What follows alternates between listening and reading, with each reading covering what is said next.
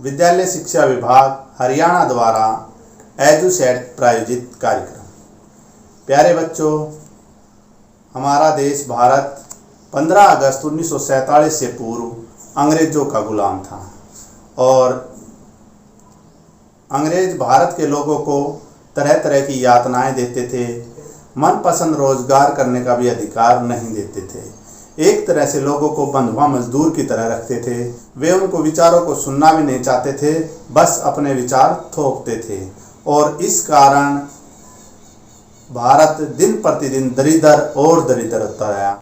और इन सब का विरोध करने की ठानी भारत के उस तबके ने जो अब शिक्षित हो चुका था, जो जानता था स्वतंत्रता क्या है, वो आज़ादी के मायने को समझता था, आज़ादी को समझता था।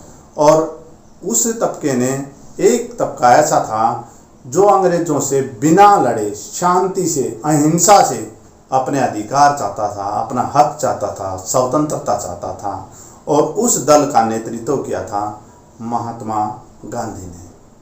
महात्मा गांधी सत्य और अहिंसा के पुजारी थे। वो महान कैसे बने, इस बारे में ही है आज का हमारा 5वीं कक्षा की हिंदी की पुस्तक में संकलित पाठ, गांधी जी महान कैसे बने। आइए पाठ में इस बारे में क्या बताया गया है, एक बार हम इस पर चर्चा कर लेते हैं, फिर अन्य बातें करेंगे। क्या तुम एक ऐसे गांधी जी की कल्पना कर सकते हो जिन्होंने कुर्ता पजामा पहन रखा हो, जिनके पाँव में चप्पल, सिर पर खूब सारे बाल हों, सिर पर गांधी टोपी हो और बच्चों के स्कूल बैग की तरह गले में झोला टांग रखा हो। हाँ, गांधी जी जैसे फ़ोटो में दिखते हैं वैसे हमेशा से नहीं थे। वे धीरे धीरे गांधी बने कैसे? ये बात सही है। बचपन में सब बच्चे होते हैं, बाद में ही बच्चे बड़े होकर अपने कर्मों के माध्यम से अच्छे या बुरे इंसान बनते हैं। कुछ लोग अपने जीवन में इतनी अच्छाइयों को ग्रहण कर जाते हैं कि लोग उनको पूजते हैं, उनको जन्म जन्मांतर तक याद रखते हैं। गांधी जी भी उनमें से ही एक थे। बचपन में गांधी जी को अंधेरे से डर लगता था, लेकिन बड़े होकर वे इतने निडर हो गए कि अंग्रेज हुकूमत भी उनसे डरने लगी। जब उन्हें काठियावाड़ हाई स्कूल में पहली कक्षा में भर्ती कराया गया, तब उनकी उम्र थी 11 साल। अब तो आप कल्पना भी नहीं कर सकते कि 11 साल का कोई बच्चा पहली कक्षा में दाखिल होता हो। क्यों, है ना ऐसा ही? अब तो बच्चे 5 साल की उम्र में ही पहली कक्षा में दाखिल हो जाते हैं। उन्हें जो विषय पढ़ाए जाते थे वे थे इतिहास, भूगोल, गणित और अंग्रेजी। जब गांधी जी इंग्लैंड पढ़ने गए तो उनके लिए खूब सारे कपड़े सिलवाए गए। आखिर विदेश जा रहे थे भाई, विदेश जाएंगे तो अच्छे अच्छे कपड़े तो मिलेंगे ही। दक्षिण अफ्रीका में कुर्ता धोती पहनने लगे और भारत आए तो एक बार मदुरई गए भाषण देने। वहाँ एक औरत को देखा जो तालाब में अपनी धोती धो रही थी, लेकिन कैसे? आधी पहनती थी और बाकी आधी धोती थी, फिर धुली हुई को पहन लेती थी और शेष को धोती थी। उसकी हालत देखकर गांधी जी भीतर तक हिल गए और बस उसी समय उन्होंने फैसला कर लिया कि अब सिर्फ एक धोती ही पहनूंगा। जानते हो गांधी जी ने ऐसा क्यों किया? क्योंकि उन्होंने देख लिया था कि उनका देश बहुत गरीब हैं। यहाँ के लोग बहुत ही गरीबी में अपना जीवन यापन कर रहे हैं। औरतें एक धोती में रहती हैं, जो कि आधी धोती हैं तो आधी उन्हें पहने रखनी पड़ती है। ऐसी घोर गरीबी को देखकर गांधी जी का मन पसीज गया। उनकी अंतरात्मा ने झकझोर दिया और उन्होंने फैसला कर लिया अब वे भी ज़्यादा वस्त्र नहीं पहनेंगे और वे एक धोती में ही अपना गुजारा करने लगे। बाद में गोलमेज सम्मेलन के लिए लंदन गए। वहाँ तो खूब सर्दी पड़ती है। जानते ही हो आप, ब्रिटेन में तो खूब सारी सर्दी पड़ती है। तो वहाँ के बच्चे पूछते थे, बाबा तुम्हारी पतलून कहाँ गई? गांधी जी उन्हें कोई जवाब नहीं देते थे, बस हंसकर रह जाते थे। लेकिन जब रानी से मिलने गए तो रानी के दरबार में ऐसे जाना तो अदब कायदे के खिलाफ था। तो किसी ने पूछा कि इतने कम कपड़ों में दरबार में कैसे जाओगे? तो बोले, फिक्र मत करो, तुम्हारे राजा ने हम दोनों के बराबर कपड़े अकेले ही पहन रखे हैं। गांधी जी लिखते थे एक बढ़िया पेन से। वह पेन एक दिन चोरी हो गया। लिखने बैठे तो पाया कि पेन है ही नहीं। उसी समय एक बच्चे ने अपनी पेंसिल दे दी। लो बाबा, इससे लिख लो। उन्होंने लिख कर देखा, अरे वाह, इससे तो अच्छा लिखा जाता है और स्याही वगैरह भरने का झंझट भी नहीं। उन्होंने तय कर लिया कि अब पेंसिल से ही लिखेंगे। और पेंसिल से उन्होंने पहली चिट्ठी किसे लिखी जानते हो? भारत के वायसराय को। वायसराय ब्रिटेन की महारानी का प्रतिनिधि होता था। भारत में उनकी जगह शासन की देखभाल करता था। लिखते लिखते पेंसिल छोटी हो जाती तो उस पर कागज की भोंगली लगाकर धागे से बांध लेते थे। भोंगली समझते हो? कागज को गोल गोल घुमाकर और उसे पेंसिल पर चढ़ा लेते थे और फिर उसे धागे से बांध लेते थे ताकि लिखने में किसी तरह की कोई परेशानी न हो। ऐसा हमारी कक्षाओं में भी कई बच्चे जो पेन के खाली ढक्कन होते हैं, छोटी पेंसिल को उनके ऊपर लगाकर लिख लेते हैं। ये अच्छी आदत होती है क्योंकि बचत जीवन में बहुत ज़रूरी है। दरअसल इन सब के पीछे कोई सनक नहीं बल्कि गांधी जी की यह सोच थी, जब आपके देश के अधिकांश लोग गरीब हों तो आपको फिजूल खर्ची और दिखावा नहीं करना चाहिए। आप समझ गए ना गांधी जी ऐसा क्यों करते थे? भाई, भारत एक गरीब देश है और गरीब देश के लोगों को फिजूल खर्ची कभी नहीं करनी चाहिए। अगर आप सचमुच अपने देश और देशवासियों से प्यार करते हैं तो आपको कम से कम में काम चलाना चाहिए और सादगी के महत्व को समझना चाहिए। बिल्कुल सही, गांधी जी की यह सोच एकदम सही। विचार और काम ही आदमी को महान बनाते हैं, कपड़े किसी व्यक्ति को महान नहीं बनाते हैं। और अपव्ययता यानी कि फिजूल खर्ची तो किसी भी व्यक्ति को महान नहीं बना सकती, उसे तो सबको ही बचना चाहिए। एक बार उनकी प्रार्थना सभा में कुछ अमीर आदमी सज धज कर आ गए तो गांधी जी ने उन्हें डांट दिया। जैन धर्म में भी अपरिग्रह पर काफ़ी जोर दिया गया है। अब अपरिग्रह, आप समझोगे कि अपरिग्रह क्या आ गया? ये शब्द गांधी जी ने कहा था।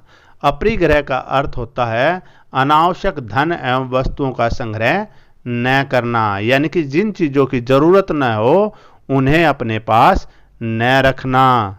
बस गांधी जी को तो जहाँ भी कुछ अच्छा लगता अपना लेते, तो उन्होंने अपरिग्रह को भी अपना लिया।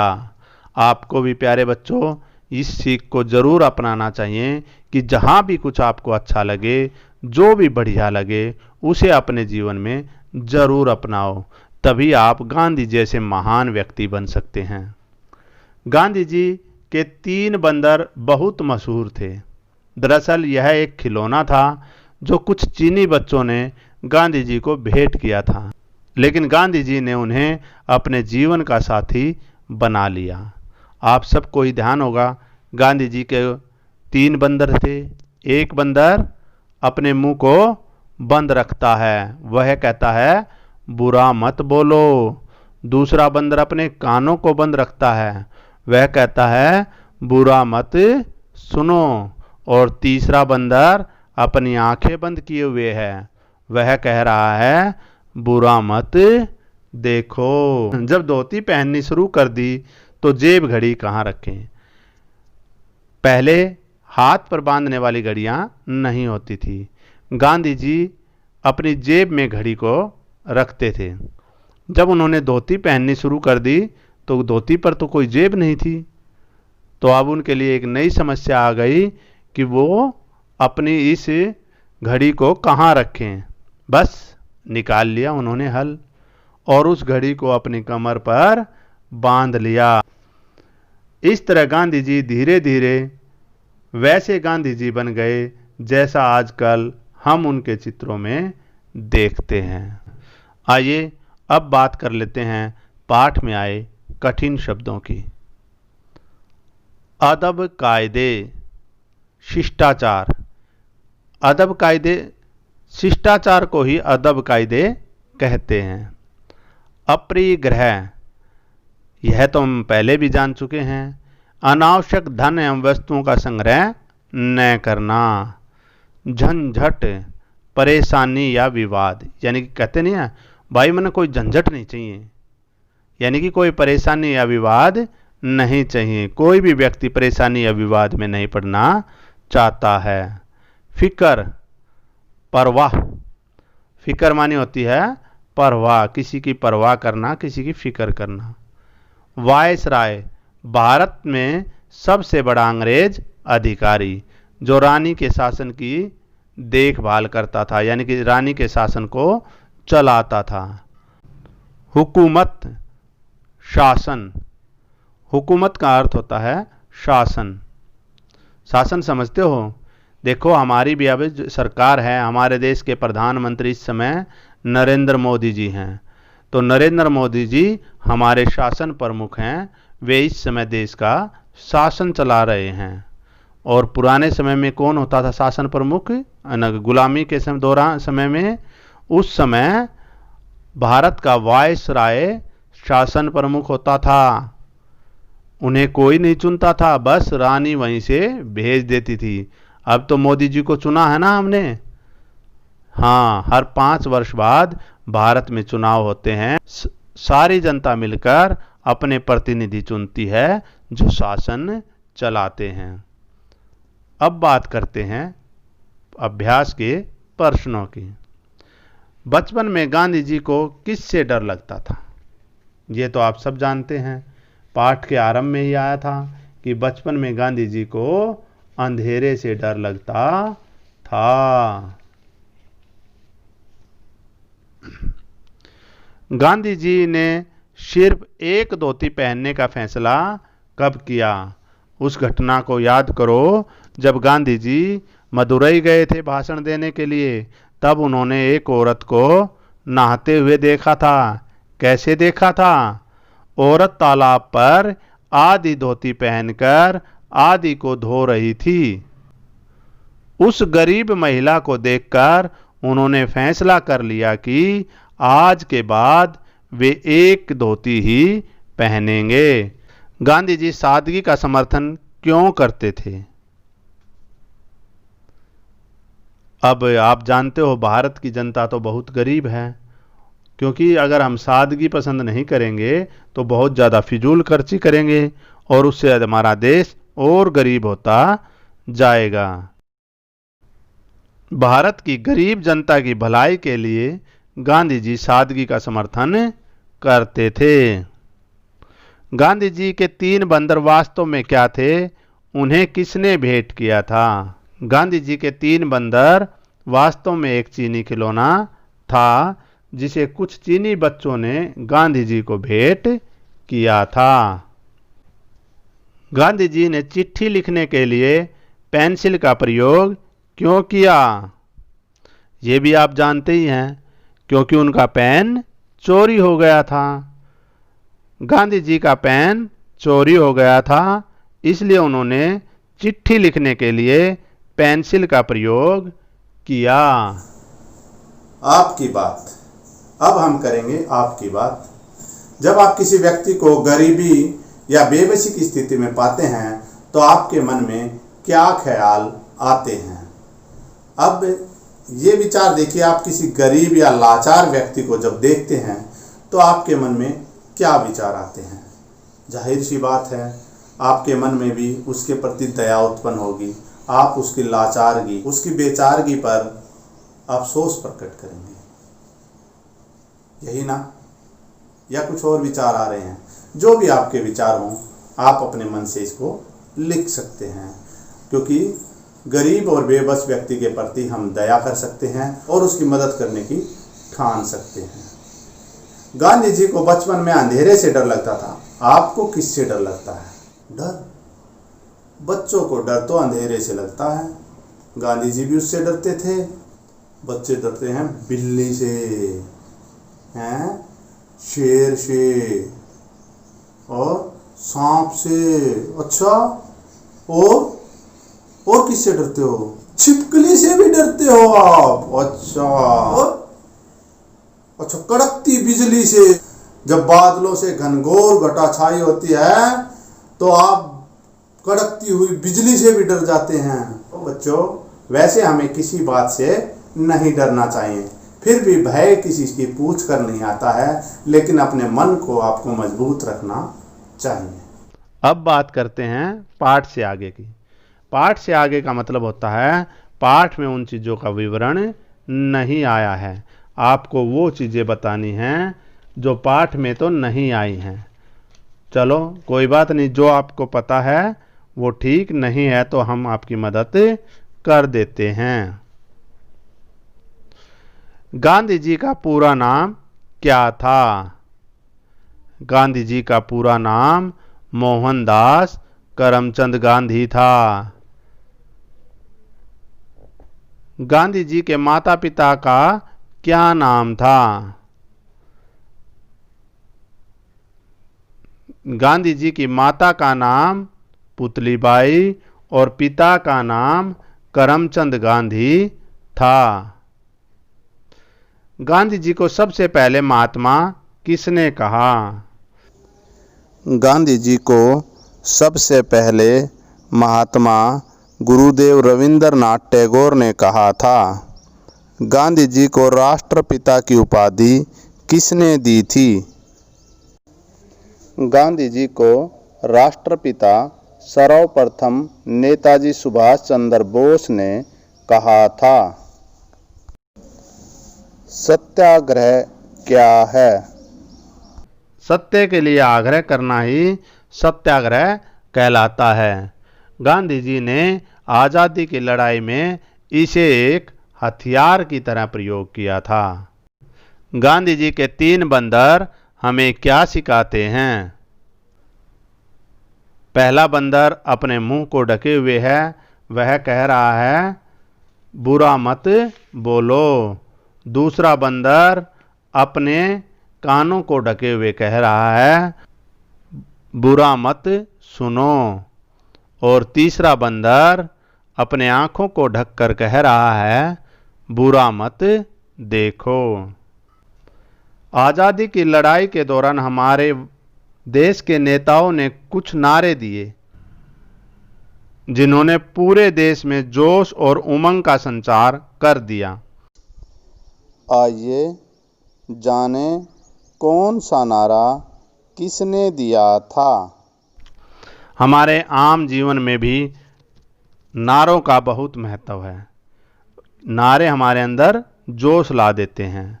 आजकल भी हमारे देश में एक नारा चला हुआ है, बेटी बचाओ बेटी पढ़ाओ। यह नारा माननीय प्रधानमंत्री श्री नरेंद्र मोदी जी ने दिया है, क्योंकि आज हमारे समाज की यह पहली ज़रूरत है कि हर बेटी पढ़नी चाहिए और उसका जीवन भी सुरक्षित रहना चाहिए। तो अब बात करते हैं पाठ में दिए गए नारों की। अंग्रेजों भारत छोड़ो, ये पेज नंबर 42 पर देखिए। यहाँ आप इसके सामने लिखा हुआ है सुभाष चंद्र बोस, भगत सिंह, महात्मा गांधी, बाल गंगाधर तिलक और लाल बहादुर शास्त्री। इनमें से किसी एक ने यह नारा दिया है। आप सोचिए किसने दिया है। चलो आप भी सोचें, तब तक हम बता देते हैं। अंग्रेजों भारत छोड़ो का नारा दिया था महात्मा गांधी ने। स्वराज्य मेरा जन्मसिद्ध अधिकार है, यह नारा दिया था बाल गंगाधर तिलक ने। जय जवान जय किसान, यह नारा दिया था लाल बहादुर शास्त्री ने। उस समय भारत पर दो तरफ का संकट था। एक तरफ खाद्यान्न संकट था तो दूसरी तरफ हमारे पड़ोसी देश ने हम पर हमला कर दिया था और दोनों ही चीज़ों की हमें सख्त ज़रूरत थी। किसान खेत में जोर लगाकर मेहनत करे और जवान सीमा पर अपना पूर्ण योगदान दे। तब उस समय के हमारे प्रधानमंत्री लाल बहादुर शास्त्री जी ने कहा था, जय जवान जय किसान, और उनके इस नारे पर पूरा देश एक साथ उठ खड़ा हुआ था और हमने सभी मोर्चों पर जीत हासिल की थी। तुम मुझे खून दो, मैं तुम्हें आज़ादी दूंगा, यह नारा नेताजी सुभाष चंद्र बोस ने दिया था। इनकलाब जिंदाबाद, यह कहा था भगत सिंह ने।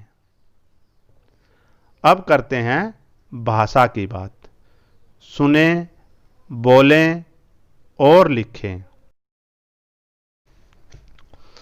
यहाँ पर आपको दो दो शब्द दे रखे हैं, इनमें बहुत थोड़ा सा बोलने में अंतर है, उसको समझें, सुनकर और लिखकर देखें। क्षत्रिय, क्षत्रिय, छत्री, कक्षा, कक्षा, इच्छा, कक्षा, इच्छा, डाल, ढाल, डाल, ढाल, डलियां, लड़ियां, डलियां, लड़ियां, गढ़ना, गढ़ना, गढ़ना, गढ़ना, आराध्य, विद्यार्थी, आराध्य, विद्यार्थी, प्रसिद्ध, प्रतिपाद्य, प्रसिद्ध, प्रतिपाद्य। कुछ वस्त्रों या परिधानों के नाम जोड़े में आते हैं, जैसे कुर्ता, धोती।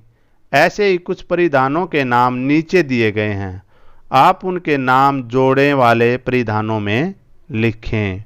अब आप जानते हैं कि कपड़ा तो लगभग हम जोड़ों में ही पहनते हैं, तो उनमें है जैसे पजामा, पजामे के साथ आप क्या पहनते हैं? पजामे के साथ सब पहनते हैं कुर्ता, कुर्ता पजामा होता है ना। साड़ी के साथ, साड़ी के साथ ब्लाउज पहना जाता है, और पैंट के साथ शर्ट, घाघरा के साथ कुर्ती, स्कर्ट, स्कर्ट और टॉप पहने जाते हैं, कोट और पैंट पहने जाते हैं, और सलवार के साथ कमीज पहना जाता है। अब आगे देखिए, सही वर्तनी वाले शब्द चुनकर लिखें। अब यहाँ दो तरह से लिखे गए हैं, दो शब्द हैं, उनमें से एक सही है, आपको वह लिखना है। जैसे शब्द दे दिए हमें आशीर्वाद, आशीर्वाद। अब आप समझ गए होंगे, पहले वाला सही है, आशीर्वाद। Incharge, incharge, incharge, incharge. अब इसमें अभी आप समझ गए होंगे कि दूसरे वाला शब्द सही है, इंचार्ज। उज्ज्वल, उज्ज्वल, उज्ज्वल, उज्ज्वल, तो इसमें भी पहले वाला शब्द सही है, उज्ज्वल। विद्यालय, विद्यालय, तो आप सब जानते हैं विद्यालय सही होता है, तो पहले वाला सही है। सन्यासी, सन्यासी, इसमें दूसरे वाला सन्यासी सही है। कवियत्री, कवियत्री, कवियत्री नहीं होता, कवियत्री होता है, तो इसलिए पहले वाला सही है। श्रीमती, श्रीमती, श्रीमती होता है, श्रीमती नहीं होता। रात्रि, रात्रि है, यानी कि पहले वाला शब्द सही है। ऋषभ, ऋषभ, इसमें पहले वाला ऋषभ सही है। ढाबा, डाबा। अब यहां आप देखिए, पहला ढाबा और दूसरा ढाबा में पहले वाले के नीचे नुक्ता लगा हुआ है, जबकि पहले शब्द के नीचे बिंदी का प्रयोग नहीं होता है। तो यहां पर दूसरे वाला सही है, ढाबा। कुछ शब्द ऐसे होते हैं जो सुनने में लगभग समान होते हैं, परंतु उनके अर्थ एकदम भिन्न होते हैं। जैसे वास, वास मीन होता है निवास, बास गंध। ऐसे ही कुछ शब्द नीचे दिए गए हैं, आप उनके अर्थ लिखें। वात, वात का अर्थ है हवा, वायु। समझ गए होंगे आप, हवा या वायु। बात, बात का अर्थ है कथन या वचन। कुल, कुल मानी होता है सारा या समस्त। कूल, कूल मानी होता है किनारा या तट। और का अर्थ होता है छोर या सिरा। और इस और का अर्थ होता है दूसरा। मूल्य, मूल्य का अर्थ होता है कीमत। मूल्य का अर्थ होता है कीमत। मूल, मूल का अर्थ होता है जड़। काला, श्याम या स्याह। काल, काल का अर्थ होता है समय। ग्रह, ग्रह होते हैं वे आकाशीय पिंड जो सूर्य के चारों ओर चक्कर लगाते हैं, जैसे पृथ्वी, मंगल, शनि इत्यादि। घड़ी, घड़ी का अर्थ होता है घर।